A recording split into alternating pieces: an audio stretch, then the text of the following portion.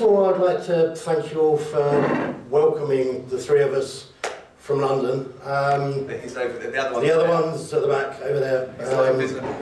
Sasha. If you don't mind, I'll do this in English. My Norwegian's not that great, but I think I've followed most of the discussion today thanks to my wonderful translator at the back.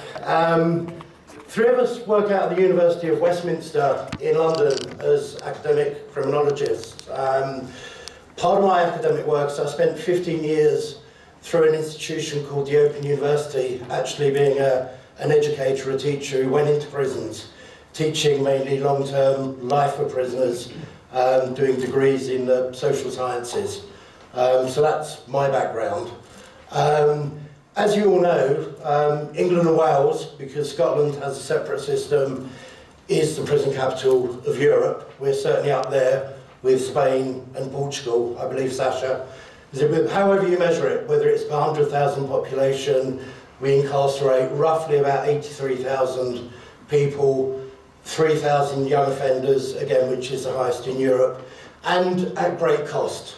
The average cost of keeping someone in a young offender institution is about £200,000 a year, compared to the average salary in London, which is probably about £25,000, you were saying the other day, Sasha. And I've just been asked to make a very brief comment about the issue of control, and I think I've got a couple of questions more than anything. The issue of isolation, there certainly is a history of that in the British system, but it's kind of not so prevalent today. The main problem in English prisons, especially small local prisons, is one of overcrowding. Not unusual to find people being banged up three to a cell, but I think the 23-hour lockdown isn't totally a thing of the past, but it's certainly not as prevalent as it used to be. The main issues, one of the questions I've got that I didn't pick up from the wonderful presentation was whether isolation is being used as a form of control. In England, certainly it's small local remand prisons in terms of staffing levels, where people seem to be locked up as a kind of fiscal measure rather than control per se. So that's one of the questions that I have. I think the problem is in England basically is that can you hear me? I'll shout. Right? No, okay. So you have to use the mic. Okay. I will honestly. So the biggest problem in the UK is that we're following the American model. So prisons are expanding. We're shifting towards bigger prisons, supermax prisons, and that. But obviously, there's the current economic climate. They're reducing the finances and the budget. So basically, more and more people are spending more time being locked up for 23 hours because of a lack of resources. I think that's one of the biggest issues, really. It's not the actual regimes. What they're trying, we've got this new agenda, transforming rehabilitation.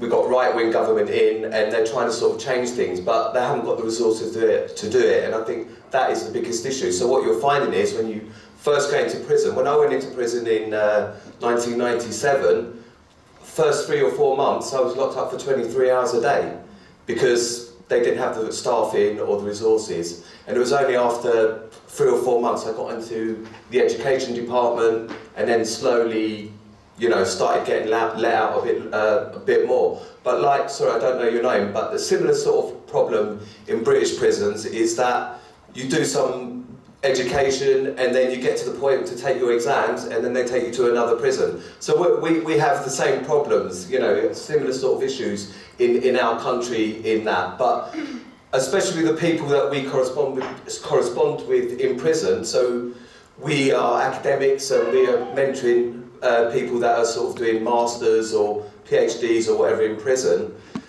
They haven't got the resources or facilities. You can't study in prison if you haven't got the internet, if you can't get the sort of, the sort of information and resources that you need to sort of get your degrees and that. So I think that's one of the biggest issues that we've got. So yeah, and you're not allowed the internet in British prisons. I don't know how it works over here. And not all prisons have education blocks. Very few prisons actually have education blocks. No, that's what I was gonna say. And I think another. Use the mic. He's going to hit us. Look, we got one between us. You won't invite us double back. act. You won't invite And us back. I think one of the other issues that I would be very interested to find a situation in this country is the drift towards privatisation. Certainly in England we have more and more private prisons, and to actually monitor conditions and prisoners' rights has become very difficult for us researchers to get access, not just to state-run prisons, but the privatised prisons are becoming a huge problem in terms. So we don't really know the situation in terms of isolation and controlling the privatised prisons, I think is another really important issue. In my view, and some people might not agree back home in England, that privatisation is just another way of making money on the most vulnerable, i.e. prisoners and people like that. I'm sorry, but we do a lot of research in prisons, we go to prisons, we get a lot of letters from prisoners, and it's the same view, that's a shared view. Privatisation, like home in London and in England, and like in America, is another way of controlling the most vulnerable people in society and making money off their back. And that's it, full stop. Sorry if that's controversial, but that's our belief, basically.